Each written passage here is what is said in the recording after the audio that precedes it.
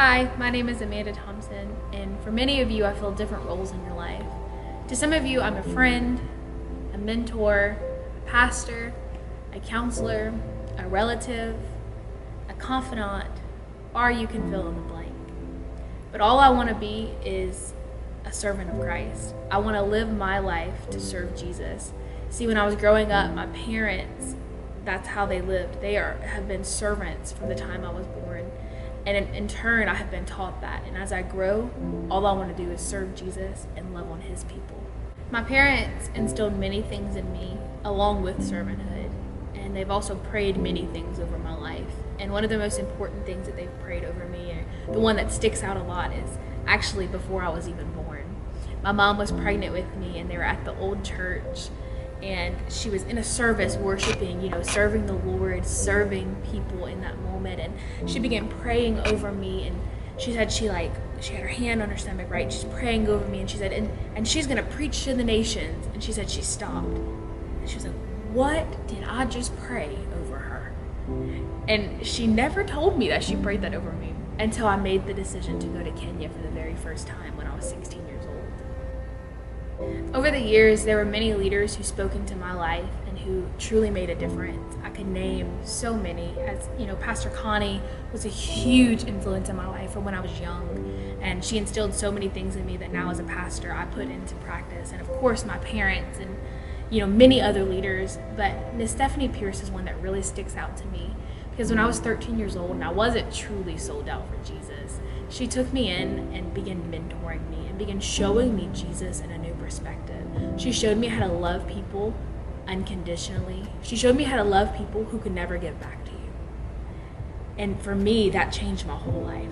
When I began seeing her pour out to people that she only would see one time and they would never return again, I began to understand the importance of sharing Jesus no matter who you're with or where you are, because that could be the last time that you ever see them. Over the next few years, she took me under her wing and continued to mentor me and teach me what it was to be in ministry, teach me what it was to love people the way Jesus does. And through those years, God just began developing my heart for people as I joined our kids ministry and our Sunday school ministry where I became a teacher, and I loved loving people. There was definitely moments, where I had to have correction and I had to have a bunch of different things. But even to this day, Miss Stephanie is still a huge impact in my life. And side note, if you don't have a mentor, get one. They're awesome. I have many mentors in my life. Miss T is one that really just speaks into my heart, speaks into my life. But through that and through the mentorship and through going in ministry, God began opening doors for me to go on mission trips. My first one ever was to Mardi Gras, which was with SUM. They are a Bible college, and if you've never been to Mardi Gras outreach, you need to go because it's the best. And I've also been to Kenya in 2016. 2016 was a year that transformed my life and my ministry. When I was 16 years old, I went on my first missions trip to Kenya, and I absolutely fell in love with the country, with just the people. They were so loving and so giving. And I remember my first time being there, I was with the Bible college students, and they were having this prayer meeting, and we got to go to it. And as they were praying, it was so beautiful that it wasn't just their language, it wasn't just in English or Swahili or their personal tribe language, but they were speaking in tongues, and there was all these languages happening because in each of their tribes they have different languages also. And I remember walking away, going to breakfast, and hearing the sound of them praying was probably one of the most beautiful sounds I've ever heard. Of every tongue, every nation, right, crying out to Jesus. And I left that year having a part of Kenya in my heart that's never left. Fast forward, I'm going to Mardi Gras outreach in 2017. It's my first time ever going. I'm a junior in high school, right? I'm going to Bourbon Street for the very first time during Mardi Gras at all, ever, right? The first time I went to Mardi Gras, I went to Bourbon Street, was to share Jesus. So I am going out, and it is crazy. I cried that year, because who doesn't cry on their first year or second? And it was amazing that we went out and we shared Jesus, and it was just such a passion that I was able to gain from just showing people Jesus, showing people how amazing He is.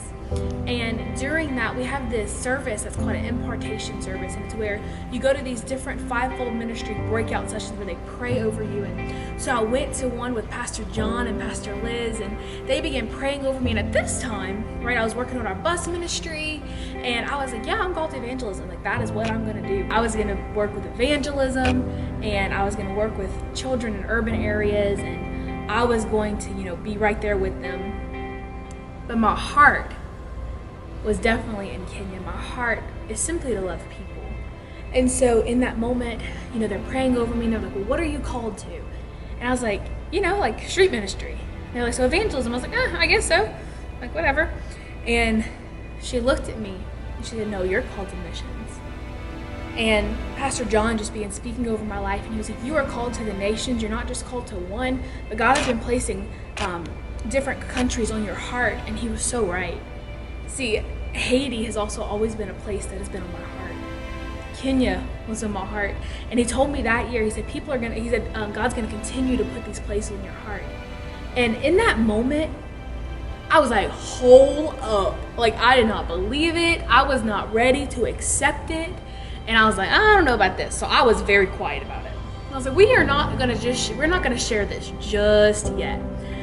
And through the year, God just kept confirming it. And I was able to go back to Kenya that summer. I was not originally supposed to go, but I knew God placed in my heart to go again. And when I was in Kenya in 2017, I remember I was so frustrated this one day. I was just having a rough day. And I was like, I need to go pray. You ever just need to go pray? Because I do. So I went to the back where the school is. And at this time, the school wasn't in. And I just began praying. And finally, God just hit me with it. And I was afraid. I was afraid of that call from God. I was afraid, to go to places and to go to certain unreached people groups. And I was afraid, of being killed, of being all these things. And finally, God put me in this place of, you know what? God, wherever you send me, I'll go.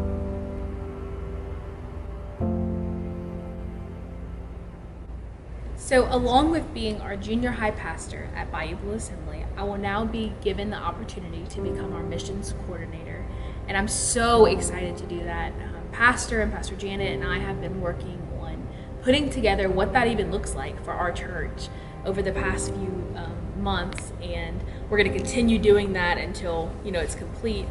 And part of what I get to do is be just that person from missionaries that they can call up at any time. We can talk. We can, missionaries often are alone. And I want to ensure that our missionaries never feel that way. I want to know that the ones that we are supporting don't have to be in the field and think they have no one. They're going to know that they have a church that's going to back them, not only just in financially, but through our actions, that we are going to call them, we're going to email them, we're going to make sure that they know that this church stands with them and we fight with them.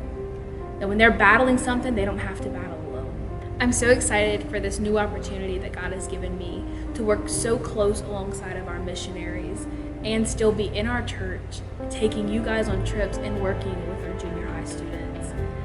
But to make sure that this opportunity is used to the fullest that it could be used, I'm going to be going to Kenya for a month in January of 2021. I'm going to be going so I can learn the backside of missions. I'm going to be going with Brother Mike and Sister Marigold Cheshire and Maurice and Erica White. They're going to begin teaching me and pouring into me the things that maybe they wish they would have been taught when they started on the missions field. And they're going to teach me the financial backings that they have to walk through, and just the questions that you have or the things that you want to know about missions that you don't necessarily learn in the 2-week period when you're there with a team. They're going to be training and mentoring me every week so that I can be a better missions coordinator for our church, and that I can reach out to our missionaries better. And so that when I become a missionary, that I'll be able to have so much more knowledge starting in the field than I would without this opportunity. And with that, there's a whole lot of things that is encompassed into this one new opportunity. I'm going to get to train people in our church that feel called to missions on, how to do missions. How do you live that out? And so in order for me to train you efficiently, I have to be trained also. Over the last few years, there's been lots of training involved in my life by going on mission trips, being in leadership roles in our church and at camps in different areas. But now I get to train specifically under a missionary, learning how do you do missionary stuff? How do you become a missionary? How do you live that when you're on the field and you don't have your family around you? And I get to be trained on the backside of missions that you don't ever really see when you're there. They get to show me the good, the bad, the ugly, and the wonderful things. And I get to, in turn, take that back to our church and speak it into you guys and show you the heart. And I get to be able to have more knowledge to do and to live out this opportunity. That it's not just a position in a church, but it's an opportunity to change lives. And I'm asking you to be a part of that. There are many things that have to happen for this to actually take place. And the number one thing is I have to raise the finances. So I'm looking to raise around $4,000 to get me to Kenya, to be able to pay for not only my food and my stay and all of that, but I'm also going to be still taking Bible college courses while I'm in Kenya. I'm going to be still enrolled in SUM, and I'm going to be going through and taking different kind of classes, but I will be taking missions classes also. So I need to be able to pay for the internet while I'm there. So everything that is given is going to go to help reach souls while I'm there. Everything that you put in is going to change a life. Even though you can't physically be there with me, your fingerprint is in this trip. I need your prayer. I need you to stand alongside of me and pray with me. I need people that are going to fast with me, that are going to intercede with me, people that I can message when I'm on the field and say, hey, this is going on, can you pray with me? And so I'm simply asking, will you pray for how God wants you to be a part of this trip? Whether it's financially, prayerfully, or in whatever other way God lays on your heart. Will you join me today and make a difference in our world? Thank you for watching today. Reach out if you have any questions. I'm here. If you have anything at all. I love each of you. Thank you for giving me your time. And just message me and begin praying about what God has for you to do to leave your fingerprint